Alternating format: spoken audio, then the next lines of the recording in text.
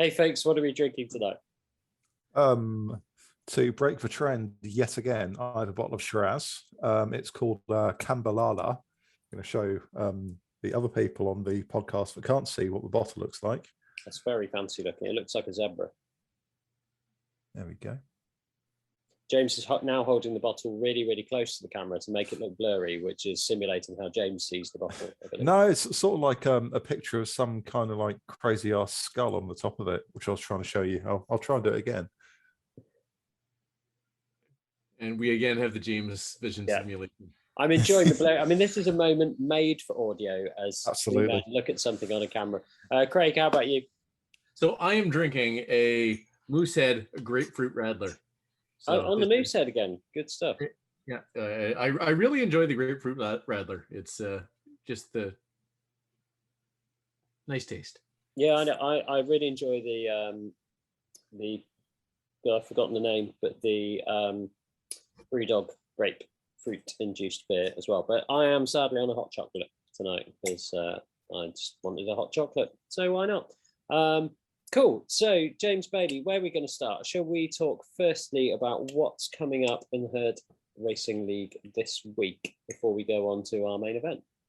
Certainly. So, we're starting off with London Loop and the Herd Racing League. And then we will move on to Stampede, our no draft individual time trial, which is a single lap of Innsbruck UCI. Actually, I'm just going to backtrack because I've got these the wrong way around. So after HSRL, we go to Herd of Mountain Goats, which is, Steve's very happy, which is Innsbruck UCI as well, hence for confusion. So Mountain Goats and Stampede are both UCI Innsbruck. After that, we will have 4 laps of the Lutece Express in the Bullseye, so our multi-lap points event. And also this weekend, actually, we've got the first week of Herd Shiris number 3, which is now at the weekend. So Saturday, Sunday, 5 events to choose from. And first up is a time trial around Tempest Futures.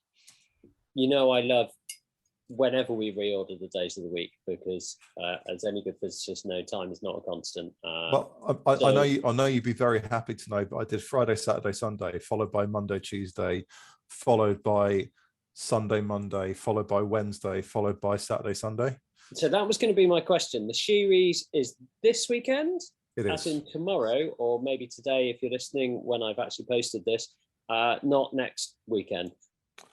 Saturday the 28th and Sunday the 29th. Excellent. Days are fantastic. What the hell are you thinking with an ITT on Innsbruck UCI, James? I'm thinking I might have a chance. So let's put a 20 to 25 minute climb in a TT. Love it. Still going TT bikes, I guess? I think so. There's a lot of downhill. There is a lot of downhill. There's quite a bit of flat once you get down to the bottom because you've got to do the whole loop around the course, obviously including the leg snapper because everyone loves the leg snapper. And you wouldn't save enough time to bike swap onto a climbing frame and wheels. So yeah, I'm going to go with Canyon Speedmax and DT Swiss. So that's interesting. So you think there's no value in stopping at the bottom of the climb, changing from a TT bike to your best climbing bike? You don't think you save? I don't. So I think for a bike swap, you've got to be saving at least 30 seconds. Yes, if you bike swap really well, maybe 15, 20 seconds. But if you have even like the slightest accidental move of mouse, or you don't stop as quickly as you think you're going to, then it's just not worth it. And I don't think you would save 30 seconds on that climb. Cool. So let's move on to Craig Martin, because he hasn't spoken yet. But also, let's move on to what's coming up this week on Herd Summer Racing League. That's what we've just done. So this week on Herd Summer Racing League is 3 laps of London Loop. So 3 laps of London Loop. There's no sprint. There's only box hill. And I think Steve already did it. And I think he's going to agree with it. It's a absolutely miserable idea, James. I don't know why you did this. But I love box hill. I know you love box hill. but there's only one thing to do, and it's smash Box Hill 3 times. And Steve rage quit halfway through because he was grumpy with his trainer, and actually I think it's his leg's fault. But yeah, it's a stupid course. It's really long. What were you thinking, Bailey? That's all I've got to say about it. Box Hill. 3 times. I love Box Hill. I think for me, and this is a thing that would have annoyed me about Zwift this week, but it's annoyed me before, is the maybe it's a format thing. It's just riding on Zwift on your own is really dull. If I'm going to ride on my own places, I'll just go outside because I see things, occasionally birds, occasionally van drivers that are trying to kill me. So it's a bit of a lottery, but at least I am seeing things. Otherwise, I'm just sat in my garage on a turbo trainer, and there's a reason I didn't go and buy a turbo trainer to sit in my garage before. It's just dull. So that's my snap poll. 5-second poll. Shall I make Herd Summer Racing League mass start? Steve? No. I'm really conflicted on this. I think it really depends on the number of people that are taking part. So there was a really good field tonight. And it a little bit depends on the categorization that Zwift is doing. So there was a good field of C's tonight, but there were 2 or 3 B's in that. And I think they've dragged the front of that pack around a bit quicker. So they've altered the race. So if Zwift don't fix AutoCat, maybe. If rider numbers stay lower, maybe. If we are we going to get back to the people we had in lockdown? I don't know. So I'm probably kind of 60-40 at the moment in favor of just making it open cat. But I know it does put off some other riders as well. So we might. I'm not talking about. So when I say mass start, I'm not talking about open cat. I'm talking about category A to D all starting at the same time. Oh, in that case, no. Okay. Yeah, I think it would do exactly what Steve was talking about. It would have the same effect as when the B riders entered the C and just drag the bet. So the best C riders are going to hang on to the Bs just that little bit longer and go away, as when they couldn't, the best legitimate C riders couldn't drop the mid C riders themselves until the climb or whatever. It's just going to break things apart faster. And this is the classic thing, isn't it? So the bullseye is always a good example. Like, you will be amazed how slowly people ride in the bullseye because there's no value in riding fast. There's no point in a breakaway. Like, we're all going to sprint when we get to that line. And that sort of B-cat, I was amazed. One of the first B-cat rides I did was in bullseye. And I'm like, hey, this is actually, I can live with this pace. And the difference it's made when you do a herd ride, when you just get a couple of outer cat riders in, you're suddenly doing like near the top of your category to just stay in the pack when everyone's thinking, hey, I actually want to go quite slowly. And that really favors the stronger riders. Whereas like that's just time I'm not resting basically at the moment. Yeah. So it's it does make a big difference.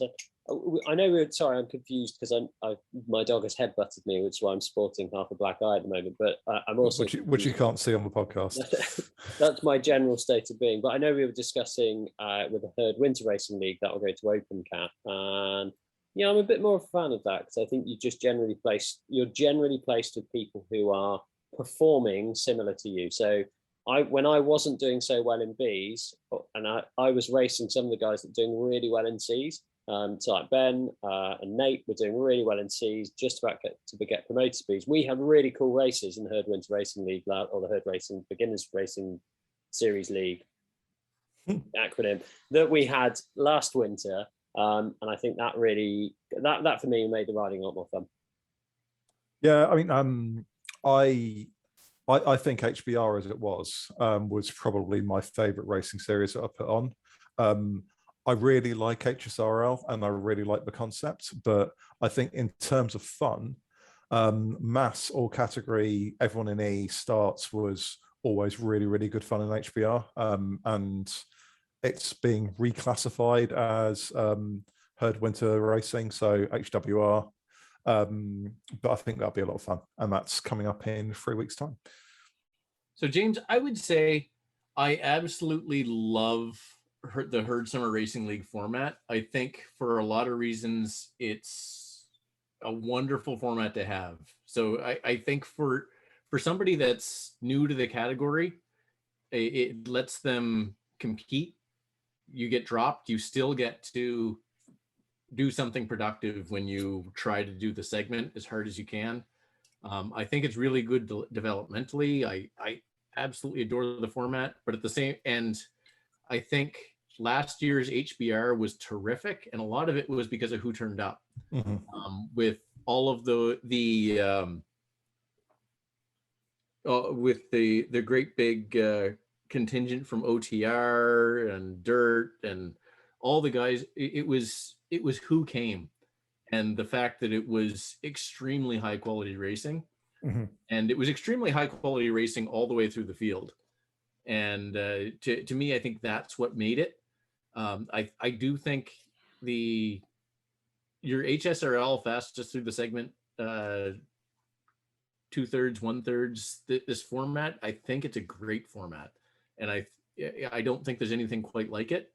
But yeah, the HWR is great too, but that's more great because of who shows up. Yeah, agreed.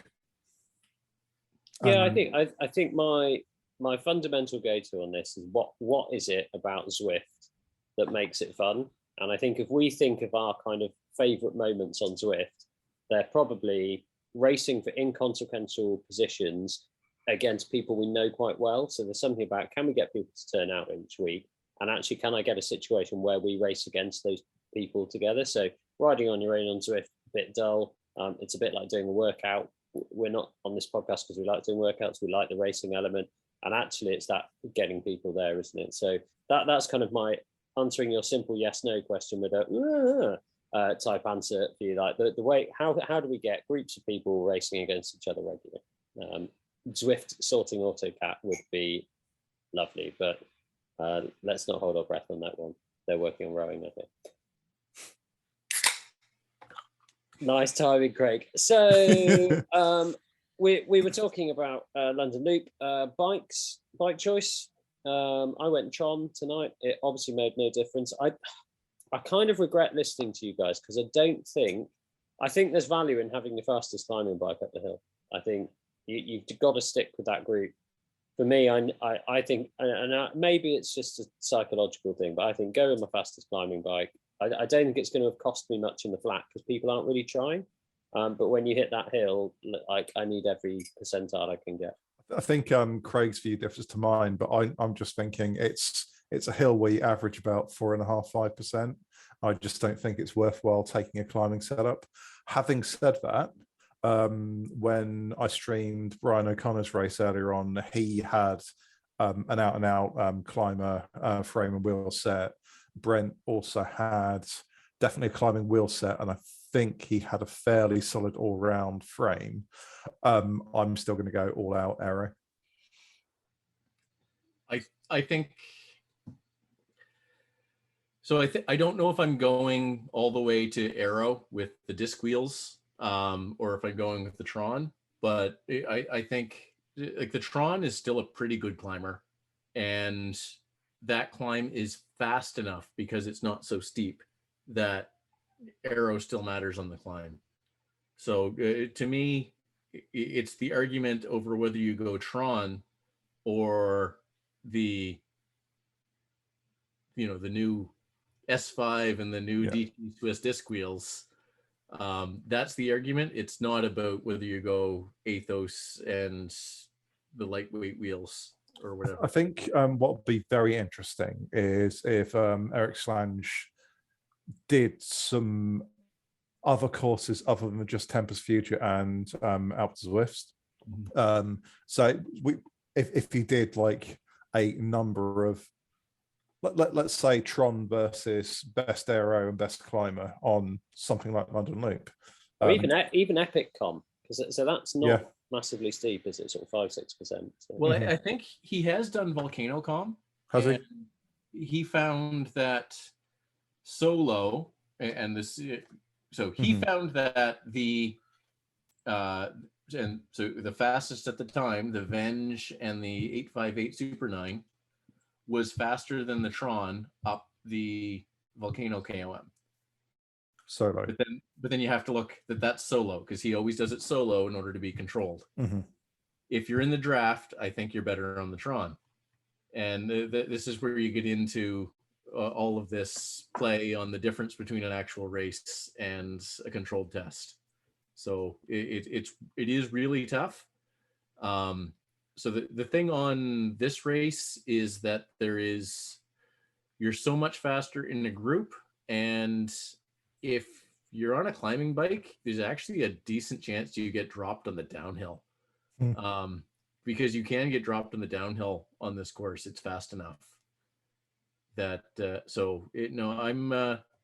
I'm still looking at Tron, I think, as opposed to the Cervelo S5 and disc wheels, but that's I think you definitely lean towards the Aero.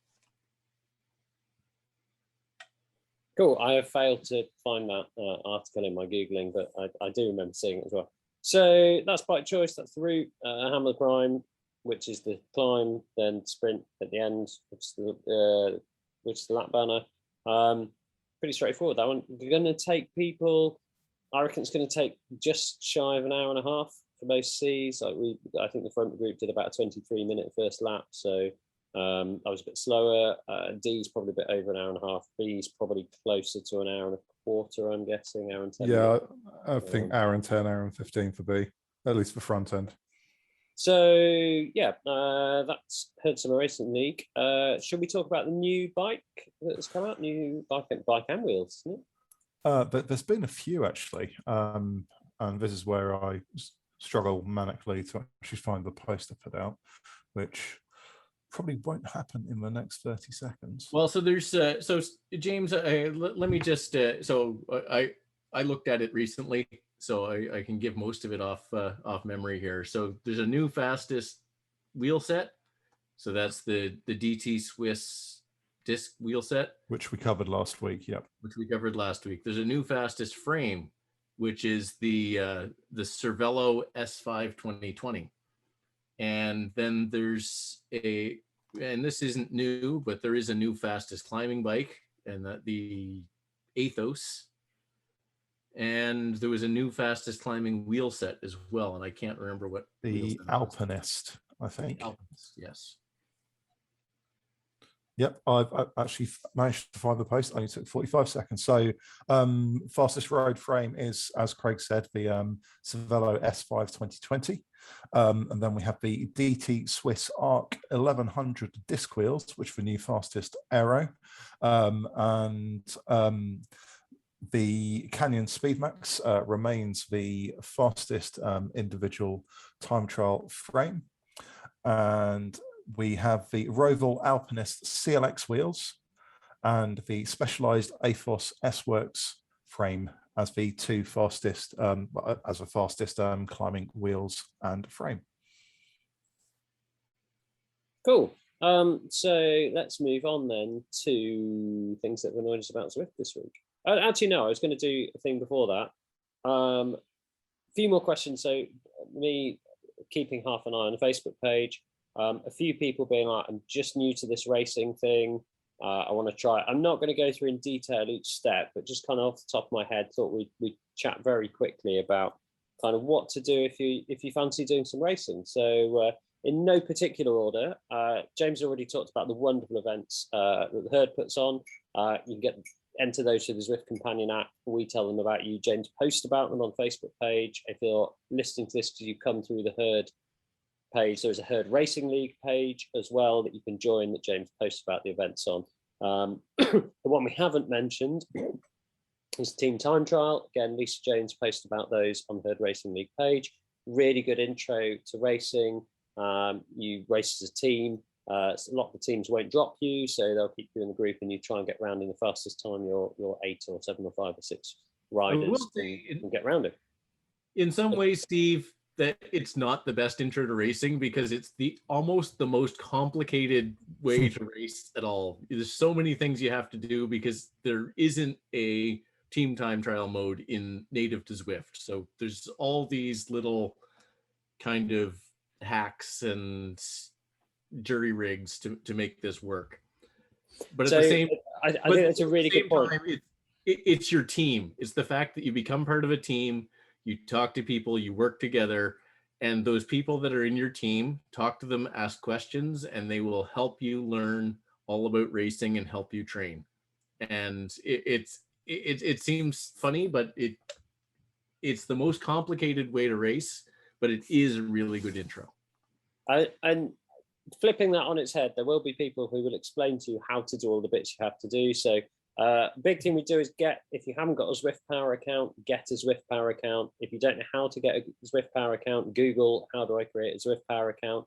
Once you've joined Zwift Power, you can tag yourself as you can select your team basically in there and say you're a member of the herd. That helps. You can compare yourself to other herd riders. It's where James puts all the points.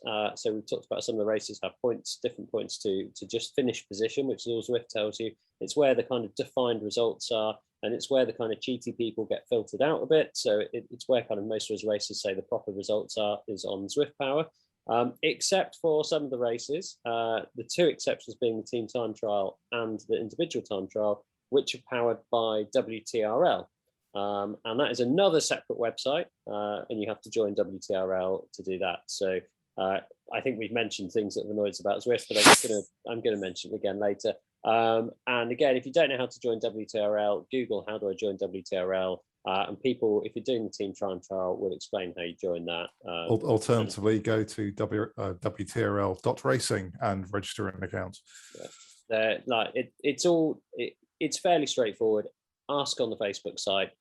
The herd's lovely. Nobody's going to shout at you for asking a question that we've been asked before, because we're all new ones and we all had to learn these things, and we all recognise it's stupidly complicated, and Zwift should just do it for us. So yeah, that was a really quick how do I get racing. I can't think of any other steps.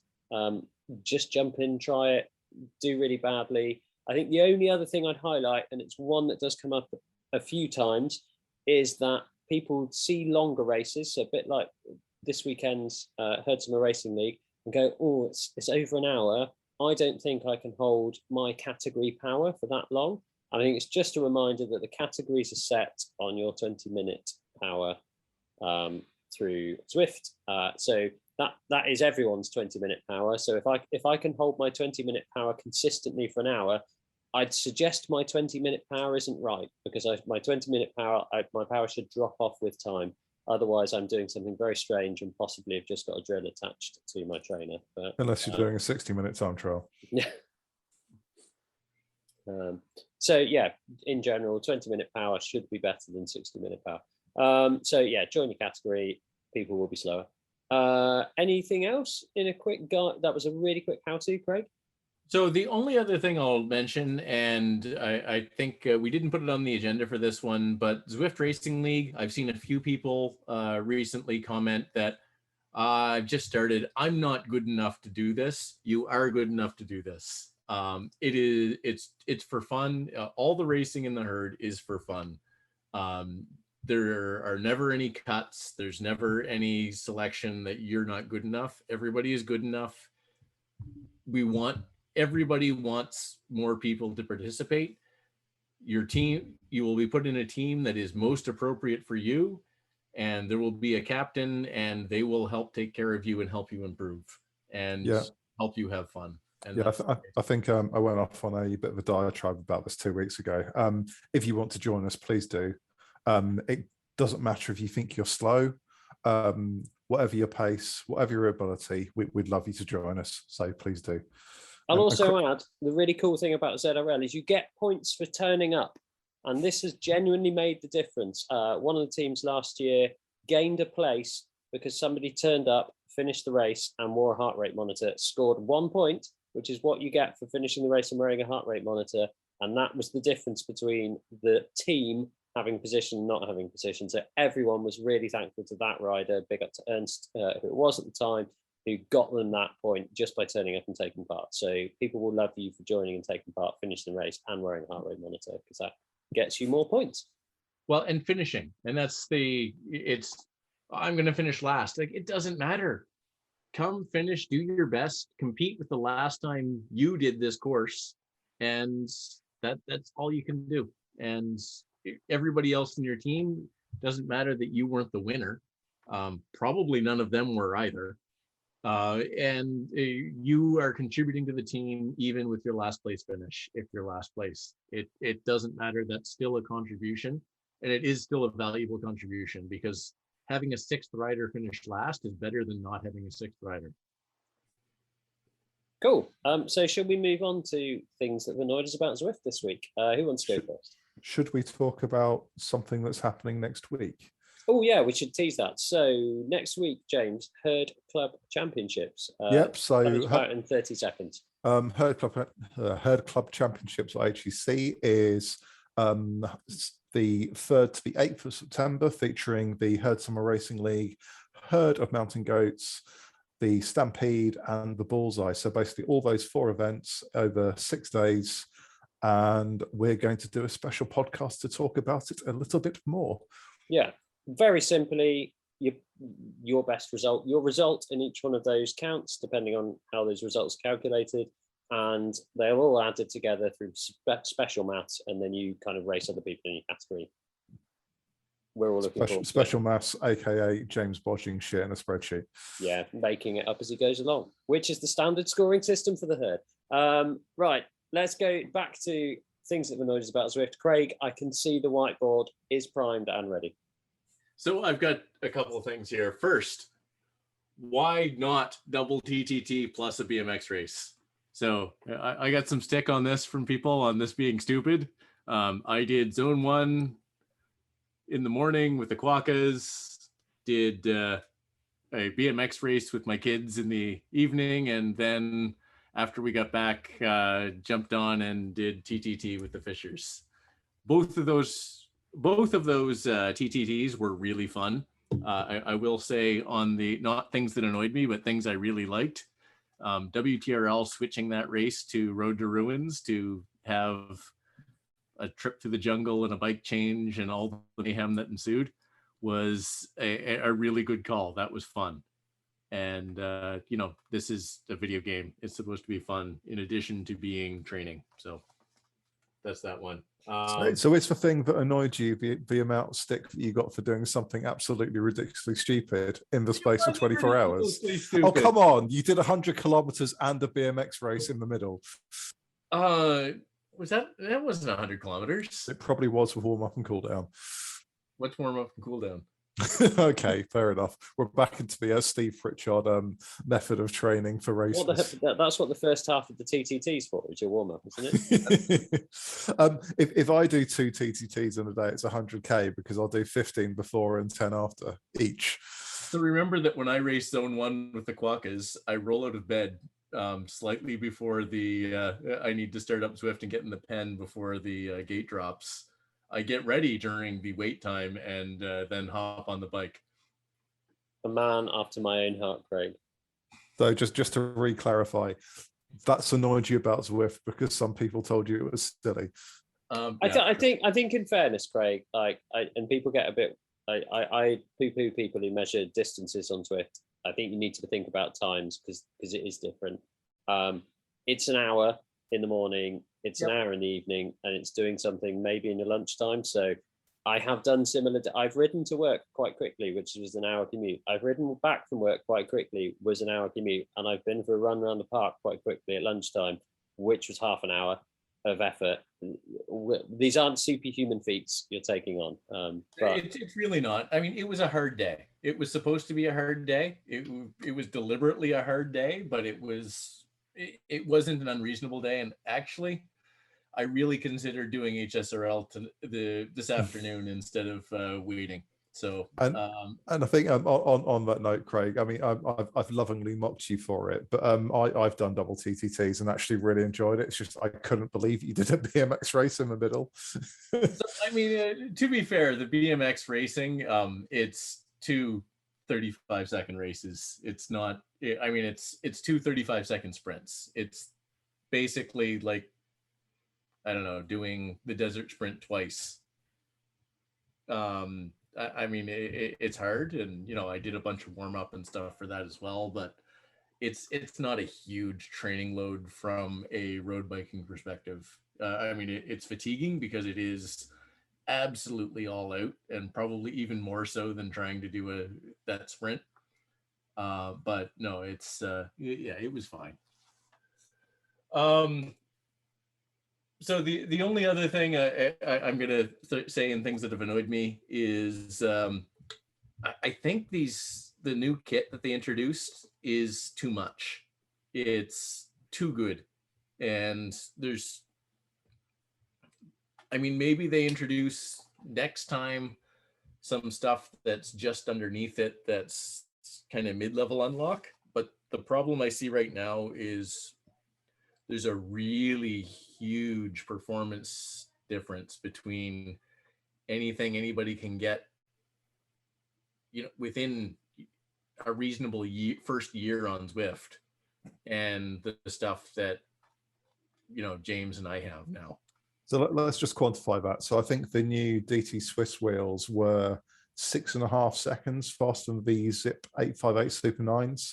Yeah. And I think the Cervelo S5 is 6.5 seconds faster than the Venge. And so we're talking about 6.5 and 7 seconds over the course of 50 minutes.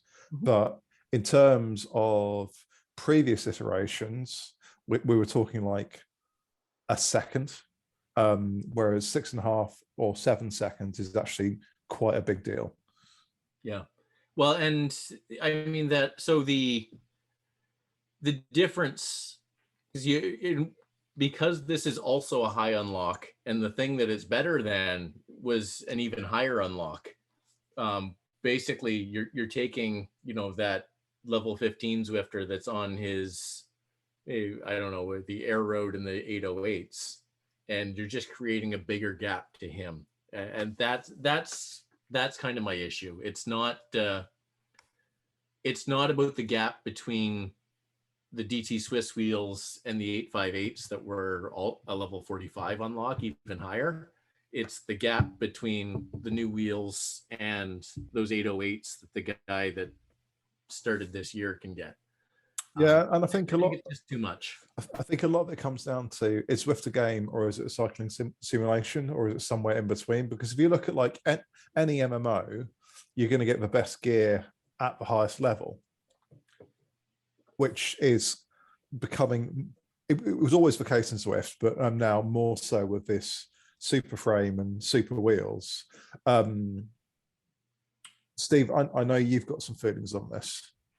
Well, I think you're hitting a point. So this is Zwift trying to, as you say, is Zwift a game or is it a cycling simulation? I think I've said before, Zwift needs to be more of a game, because there are things in games that teach you how to play the games. There's a tutorial, there's a leveling difficulty system, there's a way that you're placed with people in the game that are of similar abilities. You're taken through a narrative, like you are taught how to play the game by playing the game. You're very rarely just dumped in a game and then have to log on to 3 different websites, which we mentioned earlier, to find out if you've even won the game, and then a different website to speak to other people in the game. So I would rather Zwift fix the things that make like the core mechanics of the game, rather than going, oh, look, there's some stuff we've nerfed that's available if you're level 45 and you've been playing the game for a while, which is true of Call of Duty and all these big, like say, big online games that people play. The difference is that Zwift has based it so much around time. So you can nerf yourself on Call of Duty by spending cash. And that's the kind of, like, I hate that as a principle. And that's the thing I really, really love about Zwift, is it enables you to get some cool shit that made about 5 seconds at most difference to like the very worst stuff in the game. And it was cool. And we rode on our Tron bikes, and like we changed the colors, and the Pink Tron is the fastest color. We proved it with science, but it wasn't making that much of a difference between like the very fastest. Like if you took Steve a year ago and Steve now, the time differences for the same effort weren't that different that it's putting me off the game. We're now talking at kind of tens of seconds of difference.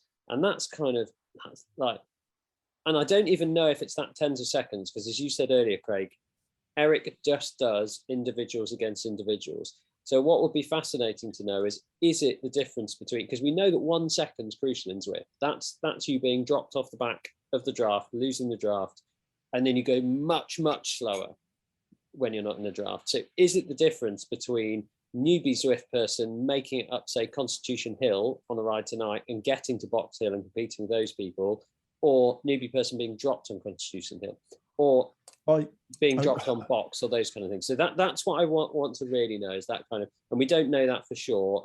But that's my worry, is that kind of the high level people all ride off, putting the same effort in. And this is the problem with Zwift, like with Call of Duty and things like that, I can't really see how much better somebody's playing the game than me. But Zwift has those numbers on the right-hand side, and I can see that James Bailey is putting out 3.2 watts per kilogram, 3.3 watts per kilogram, and I'm only putting out, let's say, 3 watts per kilogram. So I can say definitively James is riding better than me. He's riding stronger than me. He's putting more watts per kilogram out. I know he's a similar weight. Okay, I know it's a bit of a straw man argument. But if I'm riding at exactly the same pace as somebody and they're riding away from me for no good reason, I just look at the game and go, look, the game's broken, the game's shit. Like, it just puts you off, doesn't it? So that's my big worry about all these nerfs. Like, and I've said to you before we recorded, I want the herd racing.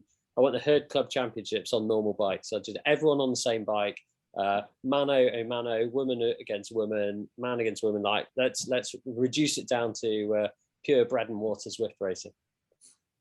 So Steve, I've got one. I want to both argue with you and agree with you.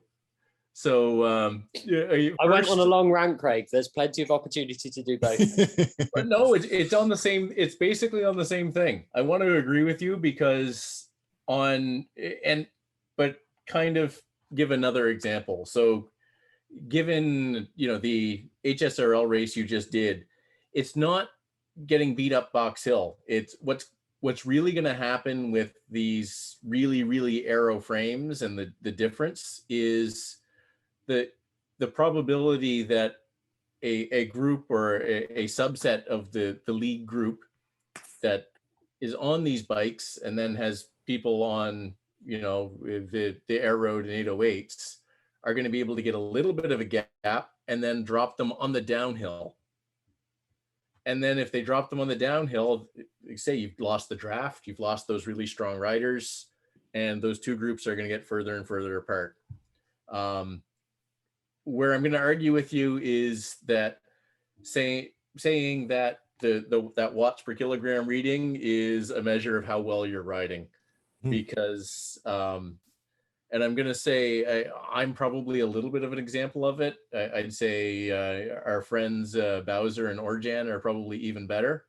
Some of the skill is being able to stay in the group with a lower watts per kilogram, and there is skill to the game. It's hard to see sometimes until you've done it for a while.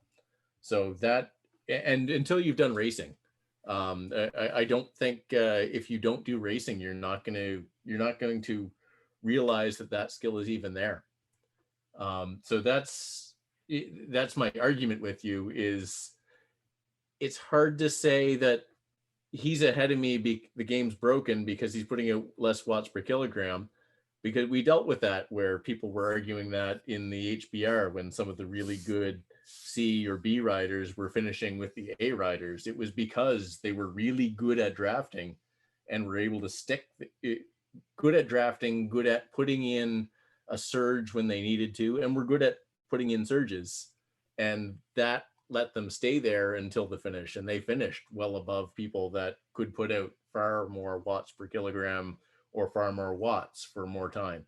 So yeah, there's skill in addition to the fitness, but there's also, I don't want the in-game kit to make so much of a difference. I mean, it's fun to make decisions about kit and to have that decision to make, but having it be, you basically have to have been doing this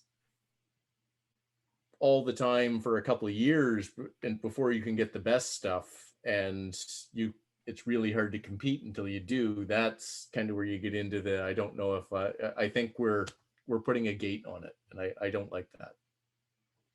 Yeah, I'd agree. And I think this is where I would much rather Zwift focused on decent tutorials.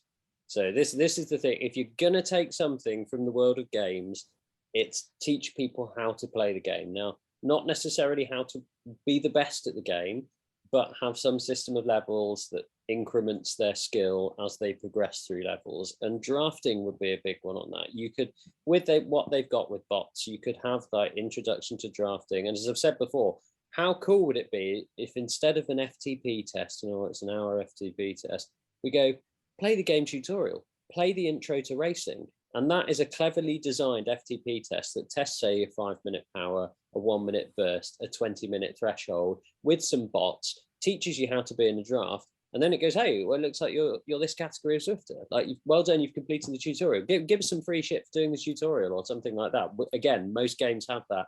But then you complete the tutorial, it learns how good you are. Adaptive difficulty, again, another thing in games. You complete the tutorial and it goes, this is how skillful I think you are at the game. I'm going to set the game difficulty to that. And that's effectively what Zwift could do. Here's the tutorial, you've played the tutorial, here's some stuff. Here's a bike, here's a helmet, like colored helmets you could choose. Wouldn't that be cool? Which we still don't have, but we have these stupid nerfed bikes. And once you've completed that, it goes, you're in this category. It automatically enters you into those categories. And then all the other stuff, like we take all these external websites out and we just see our results in game. Wouldn't that be fun? But there we go. We get nerfed bikes. Thanks, Zwift. But it's probably because companies pay them money for that. So shakes fist at screen. Anyway, I'm going to step away from the Abe Simpson moment of old man shouting at Sky. And James, what's annoyed you about the world of Zwift this week? Nothing in particular. So just to follow up you two who've just gone on like a fairly long rant. No, the only thing that's annoyed me about Zwift this week has been my legs. I had a really tough ride last week and tried to race on Monday, and my legs didn't do what they normally could do, and I got very frustrated. But I did also set like my best 15-second sprint in about 3 months, so it wasn't the end of the world. Good stuff. And I similarly have been annoyed by the new nerfed bikes. I think I've been annoyed tonight by out of cat riders. We've said it before, said it again, out of cat riders. It doesn't matter if you're like, well, I'm just riding with the group. Like, we know it makes the draft quicker. We know if you're riding at the front of the group, there's the beehive effect. It makes the group slightly harder. You're making it harder for people that are maybe struggling to be there. So don't be an idiot. Ride in the right category. Or more appropriately, Zwift. What's people in the right category? But there we go. Cool. Thanks, folks. I think that's it. I'll say good night. I will also say good night. Good night.